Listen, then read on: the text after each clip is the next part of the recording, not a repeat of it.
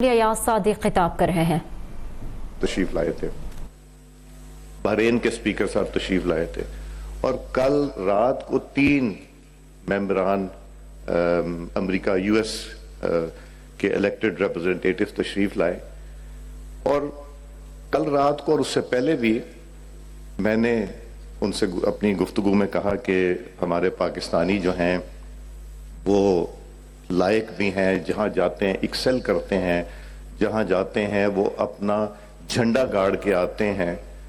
अब मैं तो बात शुरू की थी, उन्होंने मुझे टोक दिया बीच में। जब उन्होंने तारीफें शुरू की that was music to my ears और मैं चाहता था कि मैं सुनता जाऊं और वो पाकिस्तानियों की तारीफ करते जाएं। और आप इमेजिन करें कि हमारा दिल कितना बड़ा होता है कि जब हमारे पाकिस्तानियों की तारीफ आके कोई गैर मुल्की करे। और तो ये जो आज की कन्वेंशन है, इसका मकसद तो यही है कि आपकी बातें सुनी जाएं। मैं कुछ तजावीज दूंगा। नेशनल असेंबली ऑफ पाकिस्तान आपकी है, सिर्फ हम लोग ड्यूल नेशनैलिटी नहीं रख सकते, बाकी पूरे पाकिस्तान के सब रख सकते हैं। अगर आप चाहते हैं अपनी जमातों से बात करें कि ड्यूल नेशनल को यहाँ इलेक्शन लड़ने की इजाज़त होनी चाहिए, इस पर डिबेट हो जाए, डिस्कशन हो जाए और फिर इजाज़त दी जाए और ताकि वो यहाँ से कंटेस्ट कर सकें। ये पहले भी बात हो चुकी है, वो पहले भी बात हो चुकी है कि उनके लिए रिजर्व सीटें की जाएं, इस पर भी डिस्कशन हो सकती है। कोई आखिरी हर्फ नहीं है कि पाकिस्तानी कम्युनिटी को हम किस तरह इन्वॉल्व करें ज्यादा। मैं तो ये सोचता हूं कि जितनी हमारी एक्सपोर्ट है उससे ज्यादा तो पैसे आप भेजते हैं, तो जो हम एक्सपोर्टर्स को मेडल्स देते हैं कि highest exporter, why not highest remitter. हम वी शुड ऑनर। अली साहब, आपकी ये तजवीज जो है बहुत अच्छी है। हम जिस तरह हमने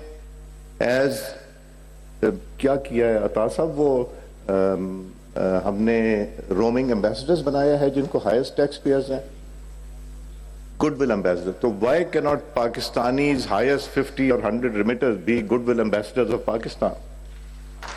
give them the honour which they deserve. हम फॉरेन इन्वेस्टमेंट लेके आते हैं, फॉरेन इन्वेस्टमेंट ठीक है पाकिस्तान के लिए जरूरी, मगर जो फॉरेन इन्वेस्टमेंट आप ला सकते हैं तो या लाते हैं, आप अपने घर वालों का भी ख्याल रखते हैं, आप मुल्क में पैसा लेके आते हैं और आप पाकिस्तान का भी ख्याल रख रहे हैं। इसलिए कि जो पैसा पाकिस्तान में आता है वो पाकिस्तान की इकोनॉमी को स्ट्रेंथन करता है।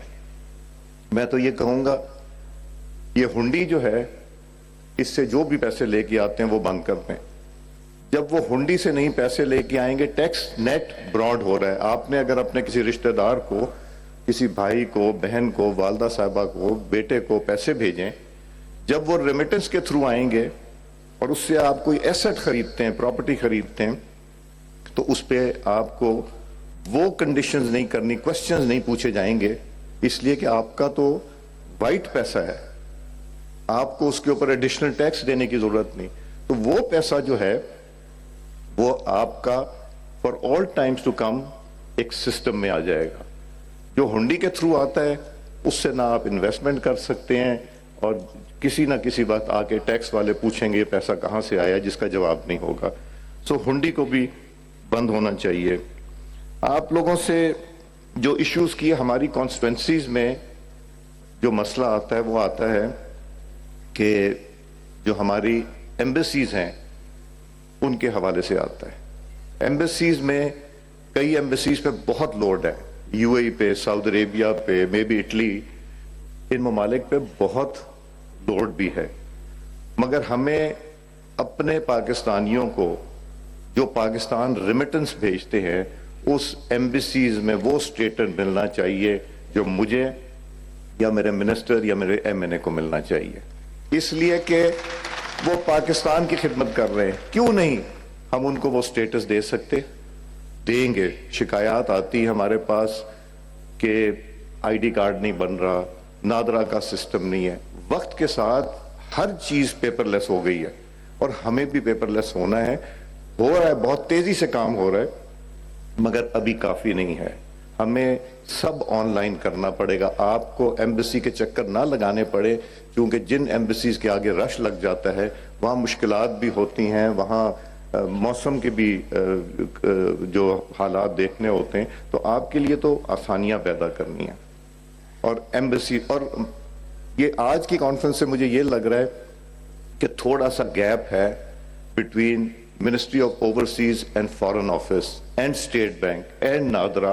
تو ان کا کوئی جوائنٹ ورکنگ گروپ بننا چاہیے جو تجاویز یہاں سے دی جائیں گی کہ ان کو, اور میں یہ کہوں گا جو اب یہاں تجاویز دی جائیں گی ان کو پین ڈاؤن کریں, اس پہ ڈسکشن کریں, اس کے ایڈوانٹیجز ڈس ایڈوانٹیج دیکھیں, اس کو پارلیمنٹ میں لائیں, ڈیبیٹ کریں اور ان کو لیجسلیٹ کر دیں.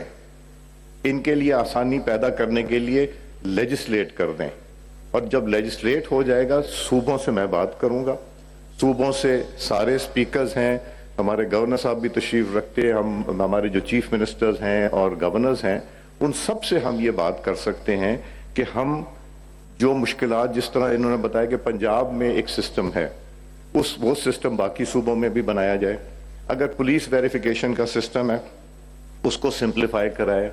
مجھ سے پوچھے تو میں کہوں گا 5,000 روپے دینے چاہیے ساتھ ویریفیکیشن سرٹیفکیٹ کے, کہ چلو وہ پاکستان آ رہے ہیں تو $500 یا $1,000 بھی تو خرچیں گے جو پاکستانی واپس آئیں گے, یا ان کو وہاں اگر سلوٹ ہے. ہم نے فیسیلیٹیٹ کرنا ہے, اس کو ایک انڈسٹری کا رتبہ دیں. جو ٹیکس ہمارے پاس جمع ہوتا ہے, کتنا ٹیکس جمع ہوتا ہے پاکستان کے پاس, اس سے زیادہ تو ہمارے پاس ریمیٹنس آ جاتی ہے. تو اگر اوور آل دیکھا جائے there has to be coordination between the Ministry of Overseas, Foreign Office, Ministry of Finance, State Bank of Pakistan, NADRA, اور یہ مختلف ان کا مل کے بیٹھ کے آپ کیبنٹ کے لیے پروپوزل. اوورسیز پاکستانیز کا پہلا کنونشن اس وقت جاری ہے اور اسپیکر قومی اسمبلی ایاز صادق خطاب کر رہے تھے. انہوں نے کہا اوورسیز پاکستان کا قیمتی اثاثہ ہے. ابھی سبسکرائب کریں تاکہ کوئی خبر رہ نہ جائے.